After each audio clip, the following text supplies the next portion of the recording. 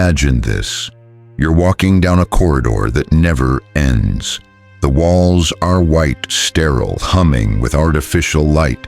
There are doors on either side, hundreds of them, each one marked with a word: success, happiness, fulfillment, worth. You reach for the handle, try to open one, but it's locked. You move to the next, locked, again, locked. You start to run, searching for one, just one, that will open, but none do. Eventually, exhausted, you slump to the ground. You followed every sign, taken every turn the hallway offered. You did everything right, yet still ended up here, stuck, ashamed, and quietly wondering what's wrong with you. But what if the hallway was never meant to lead anywhere at all? What if this maze you're in wasn't built to guide you, but to keep you wandering forever? You've been told your whole life that if you're not happy, if you're not successful, if you're not there yet, then the fault lies within you. You're not disciplined enough, not smart enough, not brave enough, too distracted, too lazy, too you. And so, in the quiet hours when no one is watching, you berate yourself. You scroll through curated lives on glowing screens, wondering how everyone else figured it out. You buy the self-help books. You follow the morning routines. You optimize, journal, hustle, detox, manifest. You become a full-time project, endlessly renovating yourself to fit a blueprint you never designed. But what if that blueprint is broken? What if your suffering isn't a glitch in the system, but evidence that the system itself is rigged? Here's a paradox no one talks about. The more you try to fix yourself according to society's standards, the further you drift from who you really are. The more you strive to meet expectations, the more hollow you feel when you reach them. Success tastes like ash. Fulfillment slips through your fingers. Happiness feels manufactured. And yet, when things go wrong, when the depression seeps in, when the burnout breaks you, when relationships crack under the weight of unspoken loneliness, you don't blame the world, you blame you. Because the system is invisible. It doesn't come with a user manual or a warning label. It doesn't tell you it's training you. It doesn't tell you it's extracting something from you. It just smiles, promises freedom, and silently rewires your mind to seek validation, productivity, and perfection like a drug. You become your own jailer. Is it any wonder you feel anxious all the time? That sense of never doing enough, never being enough, it's not a personal flaw. It's a feature of the system. A mechanism designed to keep you striving, spending, scrolling, obeying. So here's the great unsettling question. What if the real problem isn't your failure to thrive, but the quiet success of a system that thrives on your failure? And if that's true, if the world as it's been built is quietly feeding on your self-doubt, your insecurity, your endless drive to prove yourself, then what happens when you finally stop playing the game? Who are you when you're no longer trying to become what the system demands? Who are you when you step outside the hallway? The truth is buried beneath layers of cultural programming, psychological conditioning, and philosophical illusions, each one whispering that the pain you feel is your own fault. But what if it's not? What if you're not broken? What if you were just born into a broken story, taught to play a role that never fit, told to chase goals that were never yours, punished for feelings that were entirely human? Can you feel it now? That discomfort rising in your chest? Good. That discomfort is your soul knocking, asking to be heard after years of being drowned out by noise. It's the first sign of something sacred awakening. You're not crazy, you're not weak, you're not a failure. You're waking up in a world that profits from your unconsciousness, and that world is scared you might start asking the wrong questions. So ask them, keep asking, because behind every door you couldn't open is a deeper truth waiting. And once you see it, once you really see it, you won't be able to go back. The system counts on your silence, but silence is no longer an option. Now let's pull back the curtain. Let's examine this hidden machine, the roots of your suffering, and finally give it a name. Because before you can break free, you have to understand what's holding you.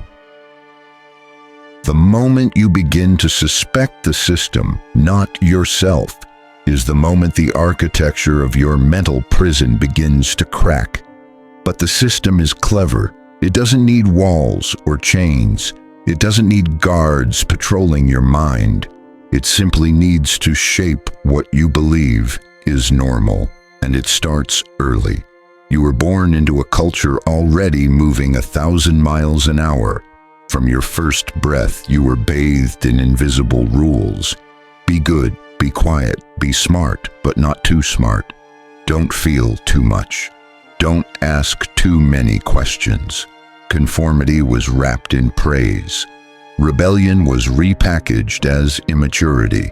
By the time you could walk, you had already begun internalizing this fundamental message.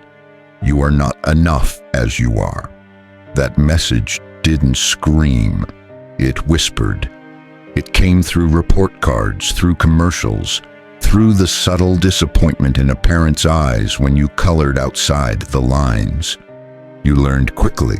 Love, acceptance, and even safety were conditional. So you adapted. You became pleasing, productive, polite. You molded yourself into a version of success that wasn't yours.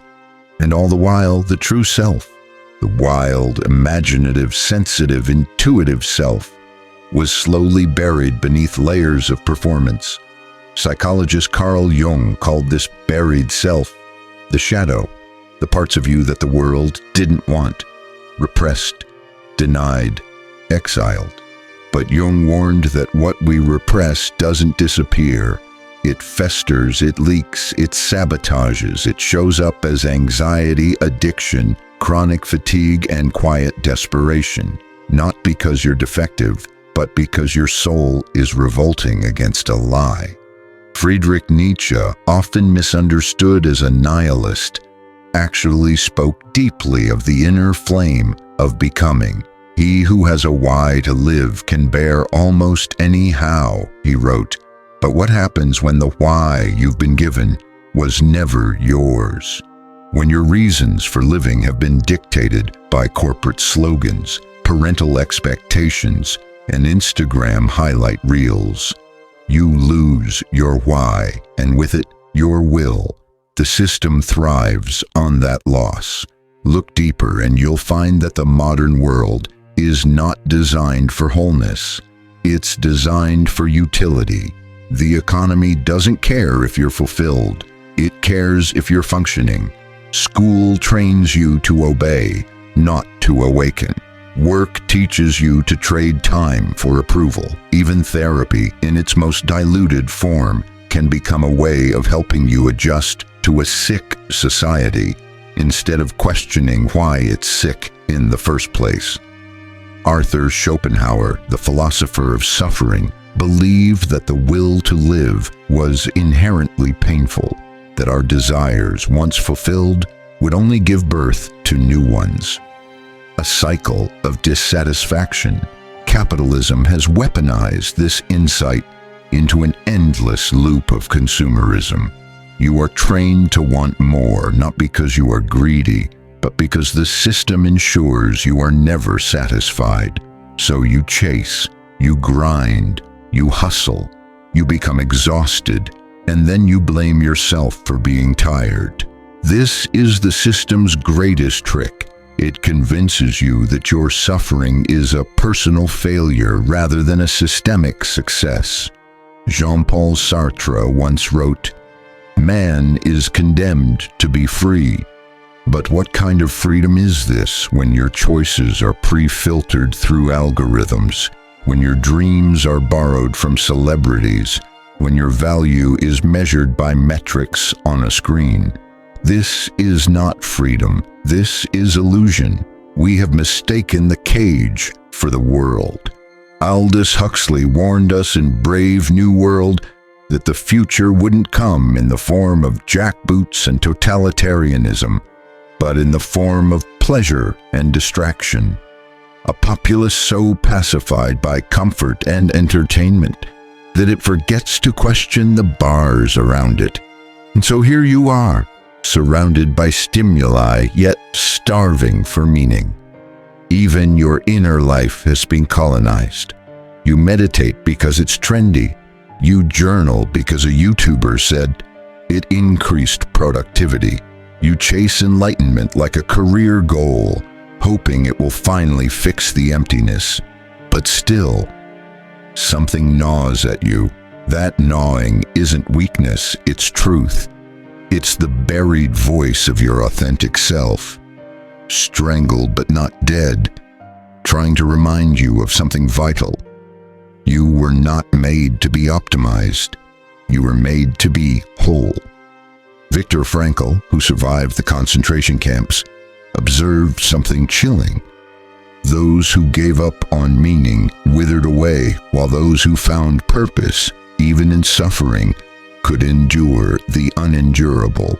Yet today we are told to seek happiness, not meaning, comfort, not growth, approval, not truth. This is why you feel like something is missing, even when you have everything you were told to want, because you were told to want the wrong things. And so the suffering continues, not because you are lost, but because you are being asked to be a cog in a machine that doesn't care if you burn out, break down, or disappear completely. The system doesn't malfunction. It performs exactly as intended. But now you're starting to see it. The gears behind the smiling mask, the false gods it taught you to worship. Achievement, appearance, obedience, productivity, and something inside you is stirring, an instinct, ancient and powerful, that knows there is more. You are not crazy for feeling misaligned. You are not weak for feeling numb. You are not wrong for feeling rage. These are symptoms of waking up. But be warned, waking up is dangerous. It makes you unpredictable, unprofitable, uncontrollable. It makes you free, and freedom comes at a cost. Next, we'll follow the shadow further, into the hidden consequences that ripple through our minds, our relationships, and our world when we forget who we are. We'll expose the quiet devastation caused by playing roles that were never meant for us. Because once you see the machine, the question is no longer, what's wrong with me? The question becomes, how much of me was built to serve something I never chose? You wake up and reach for your phone before you've even taken a breath. Notifications flood your screen like digital insects, messages, updates, alerts, demands. Each one small, each one seemingly benign. But together they begin to chip away at something sacred, your attention. You think it's normal. Everyone does it. Everyone's tired. Everyone's busy. Everyone's anxious. But what if this normal is the slow unraveling of your inner life? What if your mind, your most intimate terrain, has become colonized by forces you can't see, pulling invisible strings that dictate what you think, want, and feel? This is how the system operates when it becomes invisible. Not through brute force, but through erosion. Not by breaking you, but by hollowing you out. And it starts with your attention. You don't choose what to focus on anymore. Algorithms do. Corporations have spent billions to hijack the very mechanism by which you construct meaning. Neurologically, attention is the gateway to consciousness. It's how you tell what matters. But when that gateway is breached, when your brain is bathed in novelty and dopamine triggers, you begin to lose control of your own narrative. And then something terrifying happens. You stop asking real questions. Instead of wondering, what do I want to create? You ask, what will perform well online? Instead of asking, what is meaningful to me? You ask, what is trending? These aren't surface-level shifts. They rewrite your sense of self. Your identity becomes fragmented, curated, filtered, a simulation of authenticity. You become a persona, liked, followed, approved, but no longer known, even to yourself. This isn't just unfortunate, it's existential. Jean Baudrillard called it the hyper-real, a condition where simulations replace reality, where the representation becomes more real than the real. A selfie becomes more important than the moment it captured. A number of followers replaces a sense of belonging. Image replaces essence. And in this synthetic world, something begins to ache. It's the ache of disconnection from self, from others, from the world that once felt mysterious and alive. The system isolates you and then sells you connection. It alienates you and then sells you belonging. It burns you out and then sells you self-care. It numbs you and then sells you mindfulness. Every solution is packaged and monetized, creating a cycle where your suffering is not just a side effect, it's a revenue stream. You aren't failing, you're being farmed. But the consequences go deeper than distraction. They seep into your relationships, your dreams, your very body. Think about it. How often do you apologize for your emotions? How often do you suppress your grief, your anger, your fear, just to appear okay? This emotional censorship isn't accidental, it's systemic. Emotions that disrupt productivity, sadness, doubt, despair, are pathologized, treated like viruses. We are taught to regulate, to suppress, to medicate. But emotion is not a glitch in your biology. It's intelligence. It's a signal. When ignored, it doesn't disappear. It metastasizes. Psychologist Gabor Mate has shown how repressed emotion contributes to physical illness.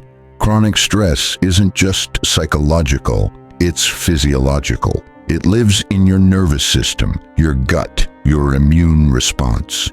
The body keeps the score, as Bessel van der Kolk wrote, and the system keeps you sick because sick people consume. Sick people obey.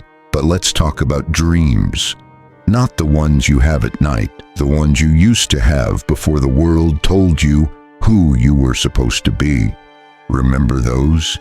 The book you wanted to write, the trip you wanted to take, the life you imagined when you were young and unbroken and believed that anything was possible.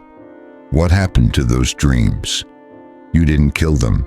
They were sacrificed, slowly, painlessly, on the altar of adulthood, on the altar of stability, on the altar of not making waves. Because the system teaches you to betray yourself in small, polite ways. And each small betrayal comes with a reward: money, approval, safety, until one day you wake up in a life that fits like a coffin. Comfortable, yes, but suffocating. And here's the brutal truth. Comfort is not peace. Comfort is anesthetic. It dulls the pain of disconnection, but it doesn't heal it. You begin to feel like a stranger in your own life. You smile on cue, you nod in meetings, you plan vacations to escape the life you've built. You become fluent in a language of superficial joy. I'm fine, just busy. You wonder why you're tired all the time, why you feel like you're missing something you can't name. The answer is devastating in its simplicity. You're missing you. Not the version of you that learned to perform and achieve. The version of you that feels, that questions, that wants to be real more than she wants to be good. And that version is suffocating under 1,000 layers of adaptation. This is the quiet devastation of the system. It convinces you to edit yourself out of your own story. And the longer you live outside your truth, the more life begins to lose color. Food loses taste. Music loses magic. Moments pass without presence.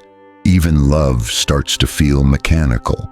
You perform intimacy, but you don't feel seen. You perform success, but you don't feel proud. You're not depressed because something is wrong with your brain.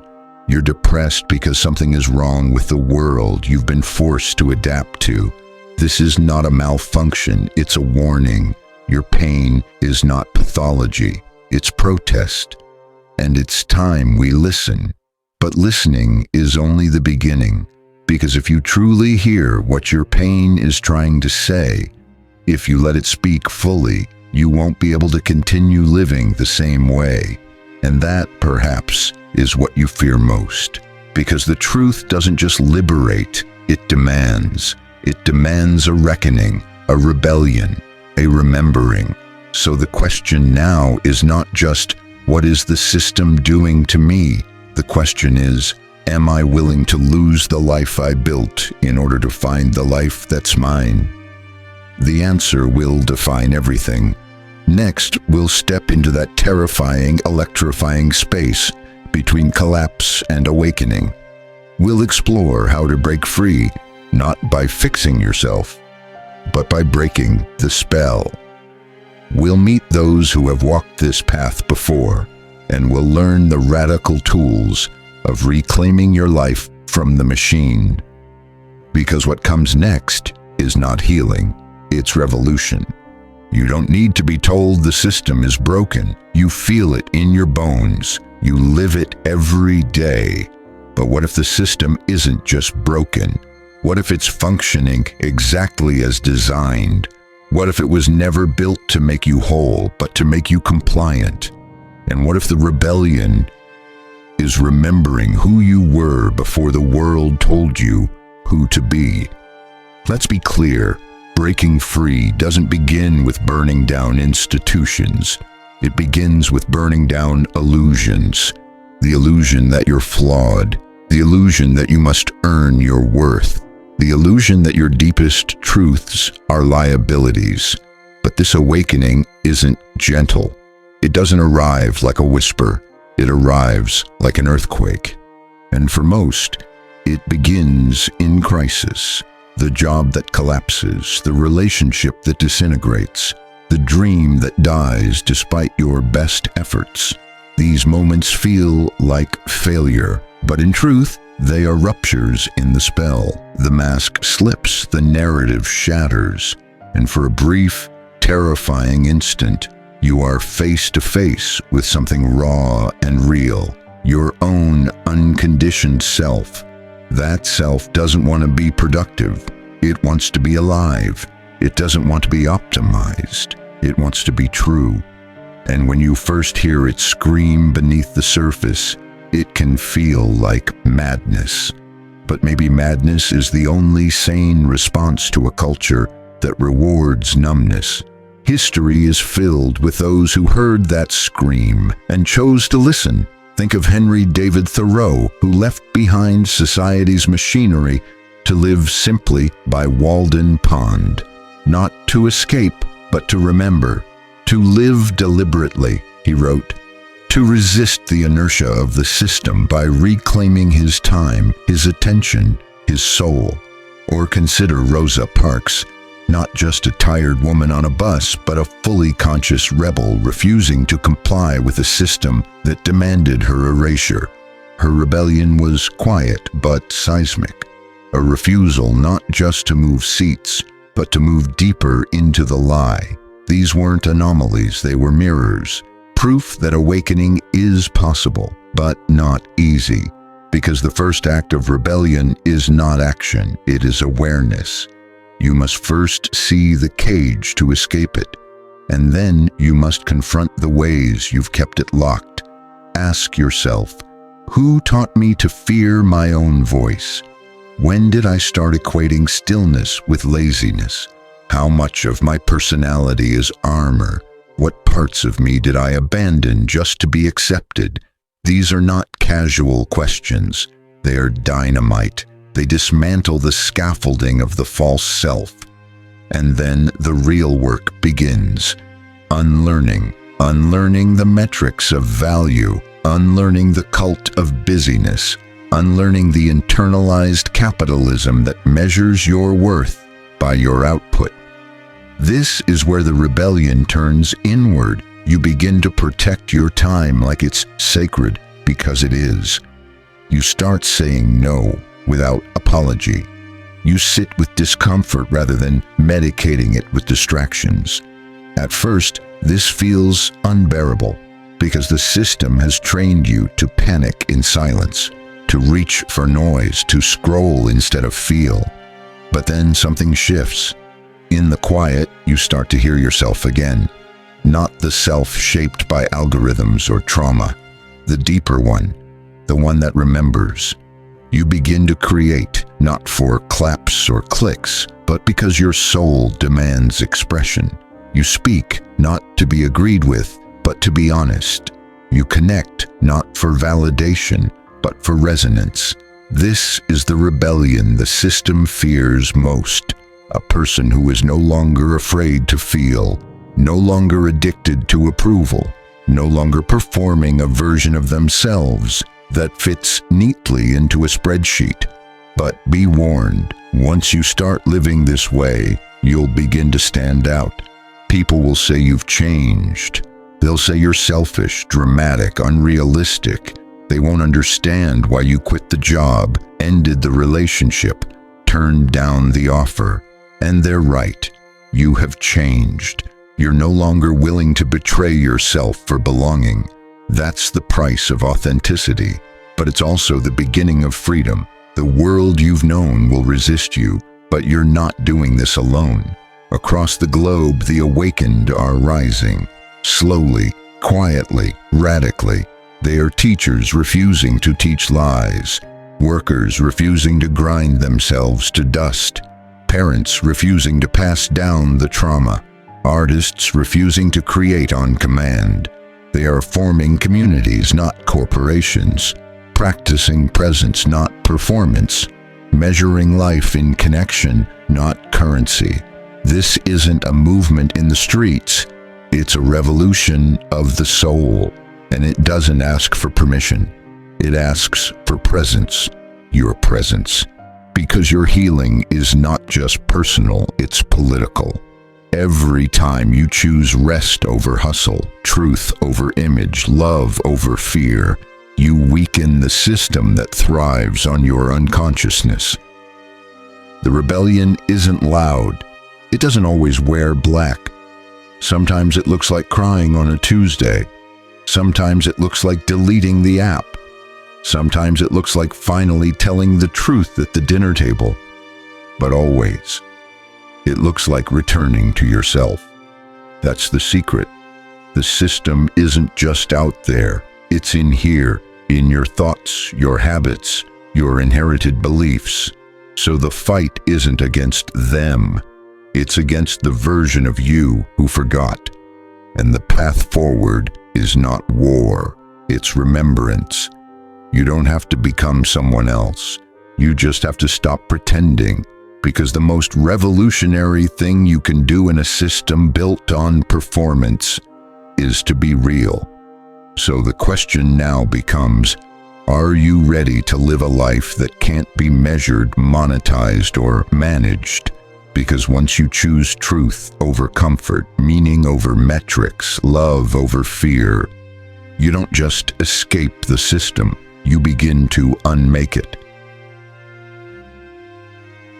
It begins with a silence so complete it almost hurts. Not the silence of absence, but of arrival. The moment after a storm when the world doesn't quite know it has survived. That's what awakening feels like. Not a celebration, but a sobering. You're not who you thought you were, and the world isn't what you were told it was. You look around and see that most people are sleepwalking in bright daylight, chasing goals they didn't choose, fighting battles they don't understand, performing a life that looks nothing like joy. You see their weariness, their silent panic wrapped in plastic smiles, and you realize you were one of them. Maybe still are, in pieces. But now, you've stopped running. You've stopped reaching. You've stopped begging for a life that never belonged to you in the first place. And in that stillness, a truth rises, not soft, but seismic. The problem was never you. It was never your body, your ambition, your emotions, your dreams. The problem was the mirror you were forced to use. Cracked, distorted, designed to keep you small. You were measured by systems that thrive on your dissatisfaction, judged by standards that punish your authenticity, schooled into obedience, marketed into insecurity, diagnosed into conformity. No wonder you felt broken.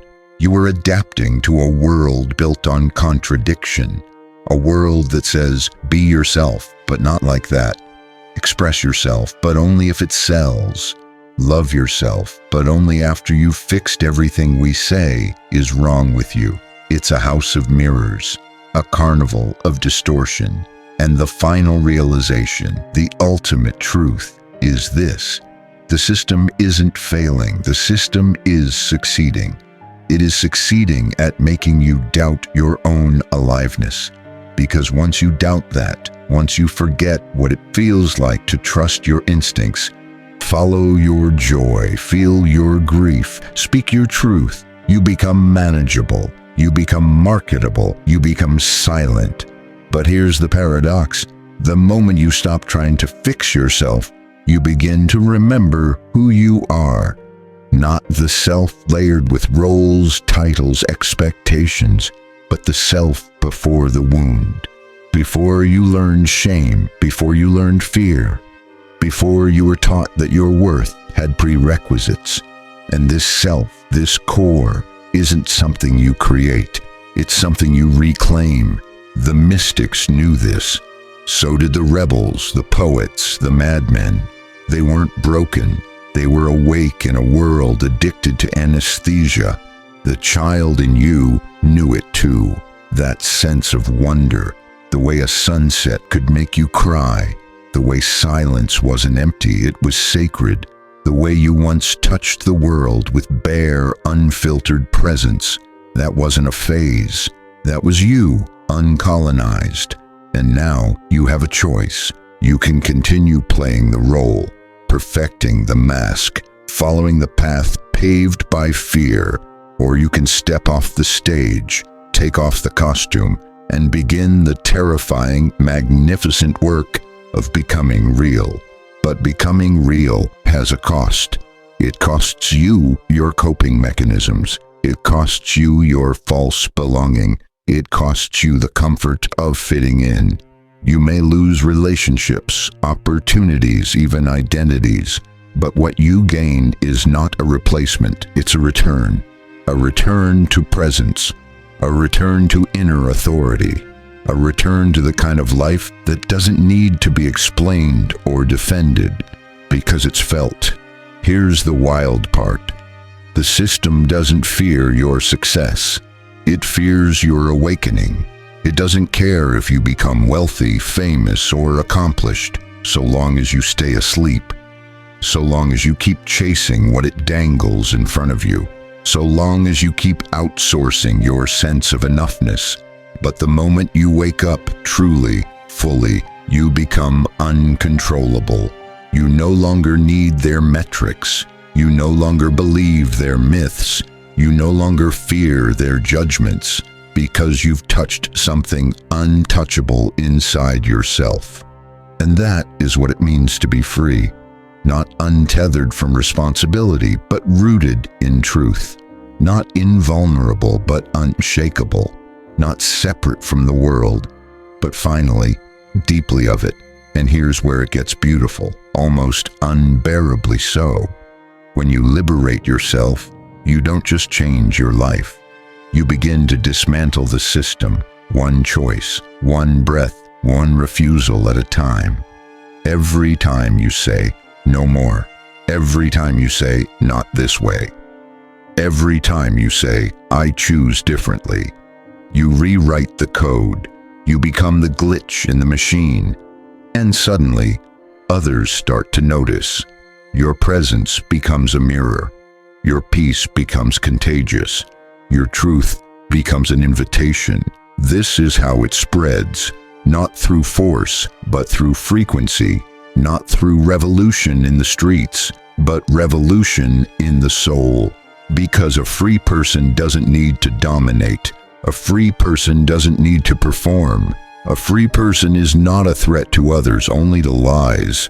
So if you feel that ache, that pull, that quiet knowing that something in you is waking up, follow it.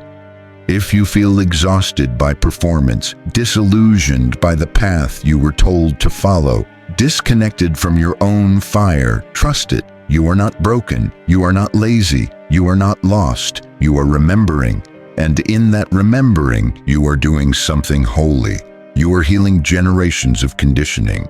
You are breaking spells older than you can imagine. You are becoming the version of yourself that the world needs now. Raw, whole, awake.